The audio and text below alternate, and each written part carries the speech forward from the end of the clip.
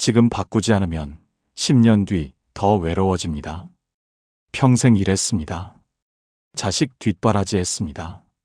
남들만큼은 살았다고 생각했습니다.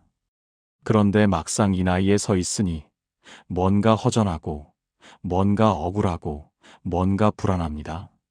자식한테 섭섭하다는 말, 단 한 번이라도 입 밖에 내보신 적 있으십니까? 아마 대부분은 없으실 겁니다. 말해봤자 소용없다는 걸 이미 알기 때문에. 그 말을 꺼냈다가 오히려 내가 더 초라해질 것 같아서.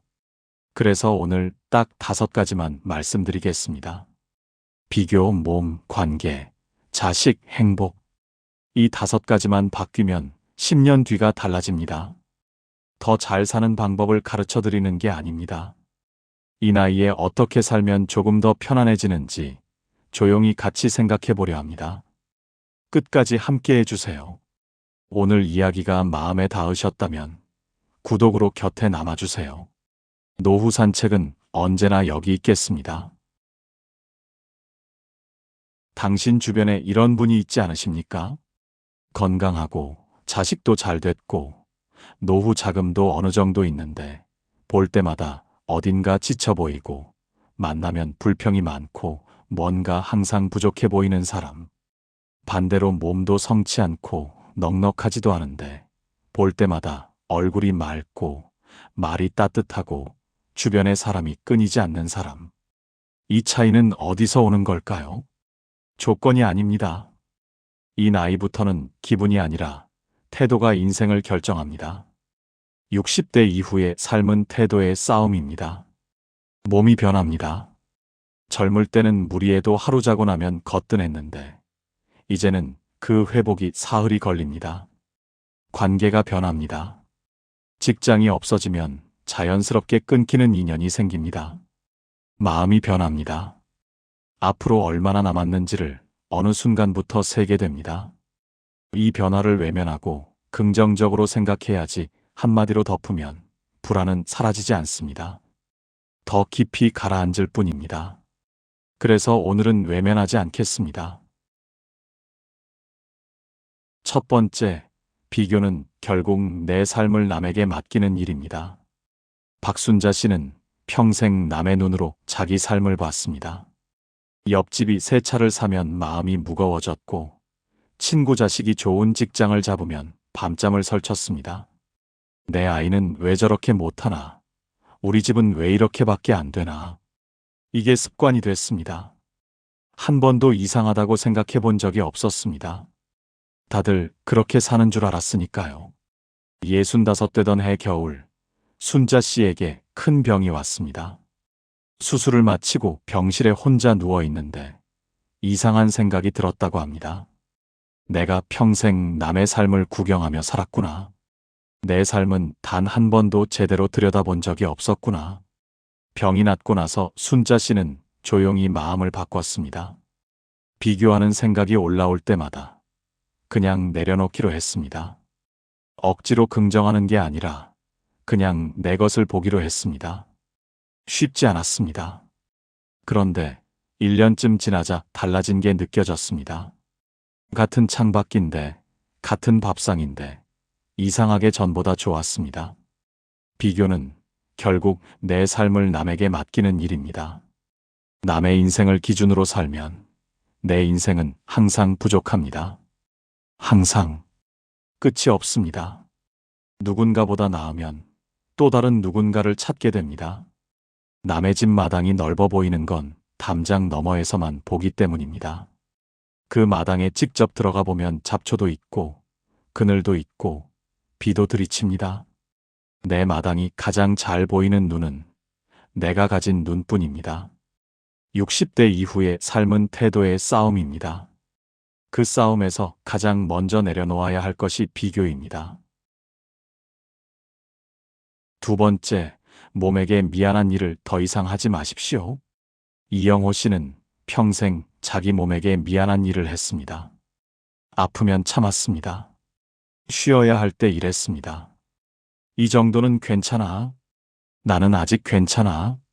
50대 내내 허리가 쑤셨지만 파스를 붙이고 버텼습니다. 병원에 가면 큰 병이 나올 것 같아서 모르는 게 낫다고 생각했습니다. 68되던 해봄, 어느 아침 영호 씨는 허리가 펴지지 않아 일어나지 못했습니다. 구급차를 탔습니다. 수술이 필요하다고 했습니다. 입원 첫날 밤, 천장을 바라보며 영호 씨가 보호자에게 조용히 말했습니다. 좀 더 일찍 쉬었어야 했는데. 그 말이 단지 허리에 대한 말이 아니라는 걸 곁에 있던 사람들은 다 느꼈다고 합니다. 60대 건강은 운동이 아니라 무리하지 않는 습관에서 결정됩니다. 그리고 병원은 늦게 가면 치료가 아니라 관리가 됩니다. 이 두 가지만 기억하십시오. 피곤하면 쉬십시오. 아프면 바로 병원에 가십시오. 매일 조금씩 걷고 조금 덜 먹고 잠을 지키는 것. 이 작은 것들이 쌓이면 10년 후에 내 모습이 달라집니다. 60대의 건강은 70대의 자유입니다. 70대의 건강은 80대에 스스로 살아갈 수 있는 존엄입니다. 누군가의 도움 없이 밥을 먹고 화장실을 가고 산책을 나서는 것. 그게 당연해 보이지만 그게 무너지고 나서야 그 소중함을 압니다. 60대 이후의 삶은 태도의 싸움입니다. 몸을 대하는 태도가 그 싸움의 절반입니다. 세 번째, 진짜 외로움은 사람이 없어서가 아닙니다. 이옥순 씨는 사람이 많았습니다. 부녀회, 경로당, 교회 모임, 동창 모임. 달력을 보면 빈날이 없었습니다. 그런데 이상했습니다. 모임에 다녀올 때마다 오히려 더 외로웠습니다. 어느 날 밤 옥순 씨는 혼자 부엌에 앉아 있었습니다. 낮에 모임에서 2시간을 웃고 떠들었는데 집에 돌아오니 남편도 자고 집안은 조용했습니다. 그 순간 이상하게 눈물이 났습니다. 사람들 사이에 있었는데 왜 이렇게 혼자인 것 같지? 뭔가 잘못된 것 같은데 뭐가 잘못된 건지 모르겠는 그 밤이었습니다. 다음 날 아침 옥순 씨는 조용히 자신에게 물었습니다. 어제 그 자리에서 내 이야기를 한 번이라도 했나? 그랬더니 아무것도 떠오르지 않았습니다. 누가 어디 갔다더라. 누구 자식이 어떻다더라. 집값이 어떻다더라. 웃고 떠들었지만 정작 마음을 꺼낸 적이 없었습니다. 그 자리에 사람은 많았지만 마음은 없었던 겁니다. 진짜 외로움은 사람이 없어서가 아닙니다. 내 마음을 꺼낼 수 있는 사람이 없어서입니다. 옥순 씨는 용기를 냈습니다. 부녀회를 조용히 그만두고 20년 된 친구 한 명에게 전화를 했습니다. 오랜만에 밥이나 먹자고. 한 달에 한 번 둘이서 점심을 먹기 시작했습니다. 별 대단한 이야기는 없었습니다. 무릎이 아프다는 이야기, 남편이 이상하다는 이야기, 어릴 때 같이 다니던 골목 이야기. 그런데 집에 돌아오는 길이 달랐습니다. 발이 가벼웠습니다. 그 2시간이 부녀회 1년보다 훨씬 힘이 됐어요. 진짜 밥을 같이 먹을 수 있는 사람, 힘든 말을 꺼내도 받아줄 수 있는 사람, 아무 이유 없이 그냥 좋은 사람. 그런 사람이 둘이나 셋이면 그 삶은 충분히 풍요롭습니다. 억지로 유지하는 관계는 에너지를 조용히 빼앗아 갑니다. 이제는 자신에게 진짜 필요한 관계가 무엇인지 알만한 나이입니다. 네 번째, 자식이 나를 서운하게 만든 게 아닐 수 있습니다. 솔직하게 말씀드리겠습니다. 자식한테 섭섭한 마음, 당연한 겁니다. 이상한 게 아닙니다. 평생을 쏟아부었는데 연락이 뜸하고 명절에 잠깐 왔다 가고 내 걱정을 별로 안 하는 것 같으면 그게 섭섭하지 않은 부모가 어디 있겠습니까? 그 마음 충분히 맞습니다. 그런데 딱 한 가지만 같이 생각해 보십시오. 자식이 나를 서운하게 만든 게 아니라 내가 자식에게 너무 많은 것을 기대해왔던 건 아닐까요? 김정숙 씨는 70이 넘도록 자녀에게 섭섭해했습니다. 아들은 한 달에 한 번 전화하면 잘하는 편이었고 딸은 명절에도 오지 못할 때가 있었습니다. 정숙 씨는 그때마다 마음이 상했습니다. 내가 어떻게 키웠는데? 전화를 받아도 목소리가 차가워졌습니다. 아들이 안부를 물으면 괜찮아 한마디로 끊었습니다. 섭섭한 걸 티내지 않으려고 오히려 더 차갑게 대했습니다. 그러던 어느 날 아들이 조용히 말했습니다. 엄마, 나 요즘 엄마한테 전화하는 게 왜 이렇게 무겁지?